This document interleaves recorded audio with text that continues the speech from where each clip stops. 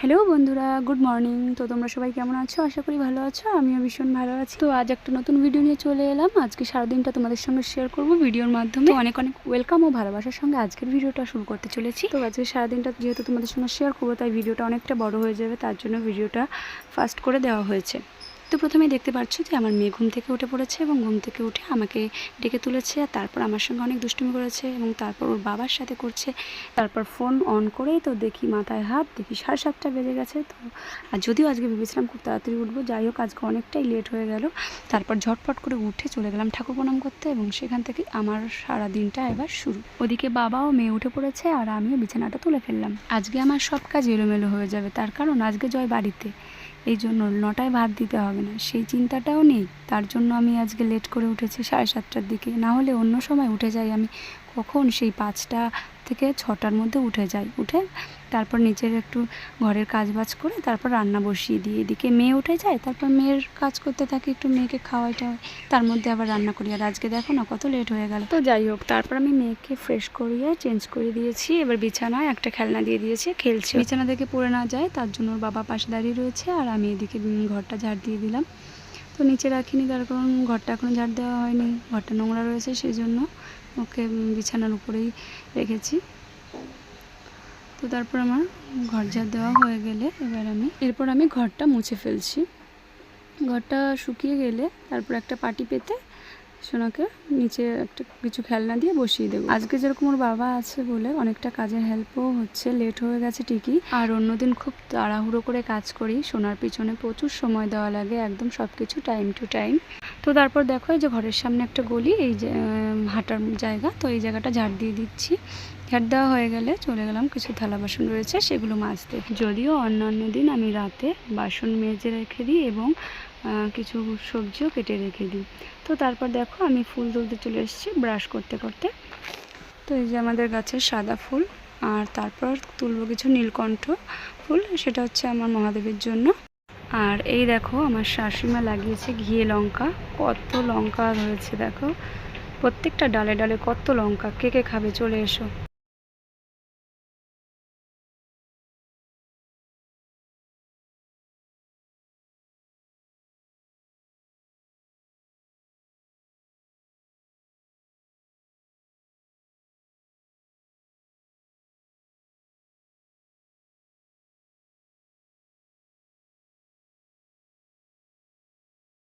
তো তারপর ওর একটা দিদি আর মাসিমণি এসে ওকে নিয়ে গেল তাদের বাড়ি। তারপর আমি রান্নাটা বসিয়ে দিলাম আর এদিকে জয় সবজিগুলো কেটে দিল। তো আমার মেয়েকে সকালবেলায় যে সবজি ভাত খাওয়াবো, তো তার জন্য এই যে সবজিগুলো আগের দিন কেটে রেখেছিলাম, এই জন্য একটু কালো কালো হয়ে গেছে। তো যাই হোক, দুপুরে ডাল সিদ্ধ দিয়ে ভাত খাওয়াবো আর রাতে রুটি খাওয়াবো।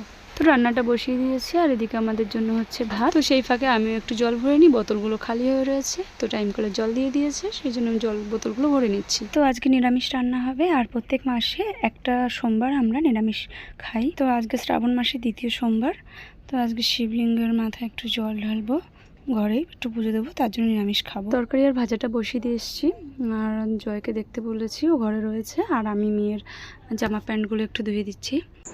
জানো তো, মাঝে মাঝে একটা কথাই মনে হয় যে সোনা ধীরে ধীরে যে বড় হচ্ছে, সোনার প্রতি যে কাজগুলো এইসব ধীরে একটা সময় আর থাকবে না।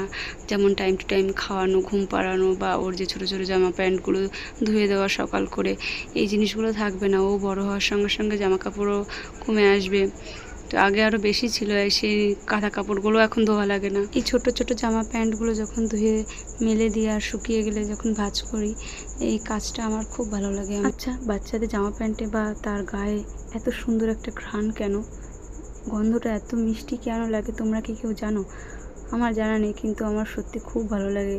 তো চলো, অনেক বেলা হয়ে গেছে, এবার সকালের খাবার খেয়ে নেব। তো মেনুতে আছে উচ্ছে সেদ্ধ মাখা, চিচিঙ্গা ভাজা, আর হচ্ছে পুঁই পাতার বড়া, আর এদিকে কচি কুমড়ো আলুর তরকারি করেছিলাম। তো দেখো আমরা খেতে বসে পড়েছি আর সোনা ওইদিকে ঘুমোচ্ছে। তো খেতে খেতে কত কথা বলছি, মানে একটা দিনও চুপ করে খেতে পারি না আমরা। মানে আমাদের খেতে খেতে কত হাসি মজা চলে সবসময়, বেশিরভাগ সময় আমরা এরকম হাসি খুশি বা খুনসুটি করেই সময় কাটে।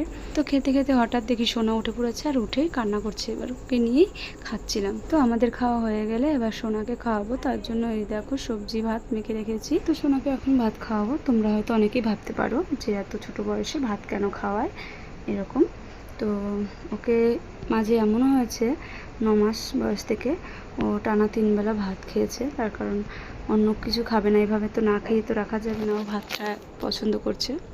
তো এখন আবার ভাতের প্রতি আবার অরুচি এসে গেছে। মাঝে রুটি খেত, সেটাও রাতে করে রুটি খেত, তো এখন আর খায় না। এখন দু এক সময় ম্যাগি দিই, তাও অক করে, বিস্কুটটাও খেতে চায় না। তার আগে চালের গুঁড়ি, সুজি, সেরেলেক, ল্যাক্টোজেন সবই ট্রাই করা হয়েছে, কোনোটাই ওনার খেতে ইচ্ছা হয় না। ওনাকে অনেক জোর করে খাওয়াতাম, খাওয়াতে গেলে আশেপাশে সবাই মানে ভিড় জমে যেত আমাদের বাড়িতে কী হয়েছে, খুব কান্না করতো। ওর বড় মা মেজো মাও এমনকি চেষ্টা করতো খাওয়ানোর জন্য, তাও পারতো না। ওর একটা মাসিমণি আছে, সেও চেষ্টা করতো, তারাও মানে তারা কেউই পারতো না, খেতে চায় না বলে আশেপাশের মানুষ আমাকে যে যা সাজেস্ট করে আমি সেটাই তৈরি করে ওকে খাওয়ানোর চেষ্টা করি, বাট পারি না, কোনোভাবেই সফল হতে পারি না। একজন আমাকে বলেছে যে চাল বাটা খাও, আর আরেকজন বলেছে যে ডালিয়া খিচুড়ি মতো করে রান্না করে খাও। তো এগুলোই আমি এখন চেষ্টা করব খাওয়ানোর, দেখি খায় কিনা। মৌসুম্বি জুস খাবে না, বেদানার জুস খাবে না, বা কোনো ধরনের ফল পর্যন্ত খাবে না। ওর বয়স 10.5 মাস, ও না খাওয়ার কারণে ওর ওয়েটটা কমে গেছে, শরীরের গ্রোথটাও কম হচ্ছে, হেলথ সেন্টারে থেকে বলছে। তো ডাক্তার দেখিয়েছিলাম, তো ডাক্তার বলছে ওকে বাচ্চাকে খাওয়া শেখাতে হবে, বা কোনো ডাক্তার মাল্টিভিটামিন দিচ্ছে, সেটা ওষুধটা খাওয়ার পরও শুধু পড়ে পড়ে ঘুমোচ্ছে, ঠিকমতো খাচ্ছে না। বা আবার কোনো ডাক্তারকে যদি মুখের রুচি হওয়ার ওষুধের কথা বলা হয়, তো তারা খিদে বাড়ার ওষুধ দিচ্ছে। আবার কোনো ডাক্তারকে আবার দেখালে পারে সে বলছে এটা লিভারে এফেক্ট পড়বে, বড় হয়ে যাবে, খাওয়াতে বারণ করছে। আসলে বুঝে পাচ্ছি না যে কি করব, ডাক্তার শুধু চেঞ্জ করেই যাচ্ছে এই কারণে। যাই হোক, খাবারটা আর খেলো না। এদিকে 11:30 বেজে গেছে, সোনাকে এখন স্নান করাবো। আর এই দেখো, ও যে বড় জেঠু দীঘা থেকে এনে দিয়েছিল ওর জন্য এই খেলনাগুলো, তো সেখানের মধ্যে এটা ছিল, এই জন্য স্নান করালাম। খুব মজা পেয়েছে স্নান করে, আর ও এমনিও স্নান করতে খুব ভালোবাসে। তো রোজ স্নানের পর ভিটামিন D3 10 ফোঁটা খায়। 1 মাস বয়স থেকে ওর রেখে টানা 1 বছর চলবে। এটা ডাক্তার দেখিয়ে, এটা হয়তো সব বাচ্চাদেরই দেয়, তো খায়। তারপর ওকে একটু সাজুগুজু করিয়ে দিলাম। দেখো টিপ পড়বে না কেমন করছে, দেখেছো? খুব দুষ্টু হয়েছে এখন। তো সোনাকে ওর বাবার কাছে দিয়ে আমি কিছু কাজ করব। তো সকালে থালা বাসন ছিল, সেগুলো মেজে ফেলেছি, আর মাজা হয়ে গেলে আমি স্নান করব, পুজো দিতে হবে, নাহলে অনেকটা লেট হয়ে যাবে। তো দেখো বৃষ্টি নেমেছে ঝিরিঝিরি, তাই জামা কাপড়গুলো সব তুলে ঘরে মেলে দিয়েছি। এর আগের সপ্তাহে সোমবার দিন রানাঘাট গেছিলাম ডক্টর তাপস মল্লিককে দেখাতে। তো ছোটো থেকে ওই ডাক্তারই ওকে দেখাই। তো দেখো জিঙ্কোবাইট দিয়েছে, ও ঠান্ডার জন্য গেছিলাম, ঠান্ডা লেগেছিলো খুব। তো ওয়েট আর গ্রোথের জন্য হয়তো মাল্টিভিটামিন দিয়েছে। তো এটা দুপুরবেলা করে 10 ফোঁটা খায়, ও ওয়াক করে এই ওষুধটা খেলে। দেখো আজ ক্যামেরার সামনে বলে ও ওয়াক করেনি কোনোভাবে। তো দেখো তারপর আমি স্নান করে চুল আঁচড়ে সিঁদুর টিপ পরে তারপর চলে গেলাম ঠাকুর পুজো দিতে। তো এর আগের বছর থেকে দেখছি যে শ্রাবণ মাসে সবাই সবুজ চুড়ি পরছে, তো আমারও ইচ্ছা হয়েছে। আর তো প্রথম পড়াতে পারিনি, এর আগের সপ্তাহে তো সোনাকে নিয়ে ডাক্তার কাছে গেছিলাম বললাম, আর এই সপ্তাহে তাই এই যে 2 ডজন চুড়ি এনে দিয়েছে জয়। তো এগুলো আমি ঠাকুর পুজো দিয়ে ঠাকুরের পায়ে ছুঁয়ে এবার 5 জন ওকে পরাবো, আর আমি নিজেও পরবো। তো সবাই বলে স্বামীর দীর্ঘায়ু কামনা করে স্বামীর মঙ্গলের জন্য নাকি এই চুড়ি পরে। তো ঠিক আছে, পরবো। আর এখন তো মেয়েরাও পরছে, এটা একটা ফ্যাশন হয়ে গেছে।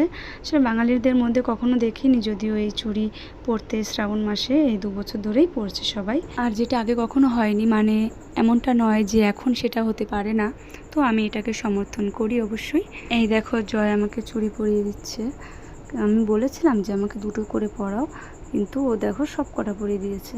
কি আর করা যাবে, যখন প্রিয় মানুষটা পরিয়ে দেয় তখন তো আর কিছু বলার থাকে না, না? আর কে কে সবুজ চুড়ি পরবে চলে এসো। এই দেখো আমার মেয়েকেও আমি লাল চুড়ি পরিয়েছি, দেখো কেমন লাগছে বলো, কমেন্ট করে অবশ্যই জানিও। তারপর চলে গেলাম রাস্তায় সবাইকে প্রসাদ দিতে, আর 5 জন বিবাহিত মহিলাকে 2 হাতে চুড়ি পরা। তারপর ঘরে এসে দেখি মেয়ে ঘুমোবে, তো দোলনায় বসেছি ওকে নিয়ে, দোল দিয়ে ঘুম পাড়ানোর চেষ্টা করছি। তারপর একটা সময় ও ঘুমিয়ে পড়েছে, আর ওকে ঘুম পাড়াতে গিয়ে আমি একটু চোখটা লেগে এসেছিলো আর কি। তা সেই সময় জয় এসে আমাকে একটা আস্তে করে একটা আচমকায় একটা চর দিয়েছে। এবার আমাকে বলছে তুমি ঘুমোচ্ছ কেন? এবার আমি বলছি আমি তো ঘুমোচ্ছি না, আমি মেয়েকে দেখাচ্ছি যে কীভাবে ঘুমোতে হয় সেটা দেখাচ্ছিলাম, আর তার মধ্যে ঘুমিয়ে পড়েছে। দেখেছো, দুপুরে আমাদের খাওয়া হয়ে গেছে, মেয়েও ঘুম থেকে উঠে পড়েছে। তারপরে এখন মেয়ের জন্য ভাত মেখে মেয়েকে এই যে খাওয়াচ্ছি। তো ডক্টর বলেছে যে শুধু ভাত দিয়ে পেট ভরলেই হবে না, তার মধ্যে শাকসবজি থাকতে হবে, মাছ ডিম থাকবে। তো সেভাবেই ওকে এখন চেষ্টা করাই খাওয়ানোর, কারণ পেট ভরলে তো হলো না, শরীরের দরকার সঠিক প্রোটিন ভিটামিন সব কিছুই। অনেক দিন পর এখন যারা সোনাকে দেখে তারা সবাই বলে যে তোমার মেয়েটা আগে কেমন ছিল আর এখন কেমন হয়ে গেছে। তো শুনলে আমার তো খুবই খারাপ লাগে, কি করব, কিছু করার নেই। তো যাই হোক, এই দেখো সোনা খাওয়া দাওয়ার পরে যে খেলছে বাবার সঙ্গে। আর দেখো সোনার মাথায় কি বেঁধে দিয়েছি, ওর একটা খেলনা ছিল আওয়াজ করা, সেই খেলনাটা ভেঙে গেছে, আর ওই উপরের ওইটা তো কেমন মনে হচ্ছে শিঙের মতো লাগছে, সুতো দিয়ে বেঁধে দিয়েছে। দেখো বিকালবেলা এখন একটু ঘুরু ঘুরু করছে, বাস্কেটে বসেছে। আর ওর বাবা এখন যাবে বাজারে, তো বললো একটু নিয়ে যাই ওকে, তো আমিও সঙ্গে গেলাম। দেখো আসবে না, আমি বলছি যে চলো বাবা চলে যা, ও কিছুতেই আসবে না। দেখো বারবার এমন করে ঠেলছে সাইকেলটা যে বাবা চলো। তারপর জয়ও চলে গেল বাজারে, আর আমরাও চলে এলাম বাড়িতে। তো তারপর সন্ধ্যা হয়ে গেছে, তো সন্ধ্যা দিয়ে দিলাম, আর সোনাকে তার বড় মা নিয়ে গেল ওদের ঘরে। তারপর ভাবলাম যে বসে থেকে কি করব, রাতে তো দুধ রুটি করতে হবে, তো সেই জন্য আমি আটা চেলে আটাটা মাখিয়ে রেখে দিই। আর তাছাড়া কেউ ওকে নিলে পারে আমি সঙ্গে সঙ্গে ঘরের কোনো না কোনো কাজ করতেই থাকি, কারণ কাজের তো শেষ নেই না প্রত্যেকটা বাড়িতেই। তো এই দেখো আমি রুটি বেলছি, রুটিটা গোল হতে হবে এমনটা না, রুটি ফোলাটা মাস্ট, কারণ খেতে তাহলে নরম হয়। এবার তোমরা হয়তো বলবে নাচতে না জানলে উঠুন বেকার। হ্যাঁ অবশ্যই, তো আমি যেরকম পারি সেরকম করেছি। আর এদিকে দেখো জয় বাজার থেকে চলে এসছে, তো এই যে প্যাকেট দুধ এনেছে, এখন এটা আমি জাল দিতে হবে। আর এইসব বাজার করে এনেছে, কালকে মাছটা এনে দেবে বলেছে সকালে। আর আজকে অনেক দিন পর মেয়েকেও রাতে রুটি দেবো, দেখি খায় কি না। পাতলা করে বেলেছি, তারপর ভালো করে ধুয়ে জলে ভিজিয়ে রেখেছিলাম, আর এইভাবে রুটিটা নিয়ে ভালো করে চটকে তারপর খাওয়াবো। ও কখনোই এক জায়গায় স্থির হয়ে বসে খায় না। ওর বাবা ওকে ফোনে গান চালিয়ে দিয়েছে, আর ও নাচছে, নাচতে নাচতে খাবে, মানে ওকে ব্যস্ত রাখতে হয়, তবেই ওর মুখে আমি খাবার দিতে পারি। তো দেখো পাশে ওর ছোটদা ভাই ওর সাথে খেলছে। আর এখনকার বেশিরভাগ বাড়িতেই একটাই গল্প, বাচ্চা খেতে চায় না। তো ওকে খাওয়াতে গেলে আমার ঘুম পায় খুব, মানে ক্লান্ত হয়ে পড়ি যাকে বলে। এমনি সারাদিন কম বেশি কাজ করতেই হয়, মানে করেই চলি, তারপরেও যদি না খায় কেমন লাগে বলো। তো প্রথমে কয়েকবার নিয়ে খেয়েছে, তারপরে আর খেতে চাইছে না। তারপর কি করব, ওর মেজুমার ঘর থেকে অল্প কটা ভাত এনে ওকে ভালো করে চটকে আর একটু ডাল সেদ্ধ করে খাইয়েছি রাতে। দেখো খেলায় ব্যস্ত, খেলবে অথচ খাবে না। ভাত খাওয়ানোর পর সোনাকে ওষুধ খাওয়ালাম, আর তারপরে যে ওর বাবা ওকে দোলনায় ঘুম পাড়ালো। ঘুম পেয়ে গেছিলো যদিও, তো আমি বিছানা করে দিয়েছি, এই যে সোনা ঘুমোচ্ছে। আর আমরাও এখন খেয়ে নেব দুধ রুটি। তো বন্ধুরা আজকের ভিডিওটা এই পর্যন্ত। ভিডিওটা ভালো লাগলে অবশ্যই একটা লাইক কমেন্ট শেয়ার করে দিও, আর দেখা হবে আবার নেক্সট ভিডিওতে। ততক্ষণ পর্যন্ত তোমরা সবাই সুস্থ থেকো, ভালো থেকো। Good night, sweet dreams.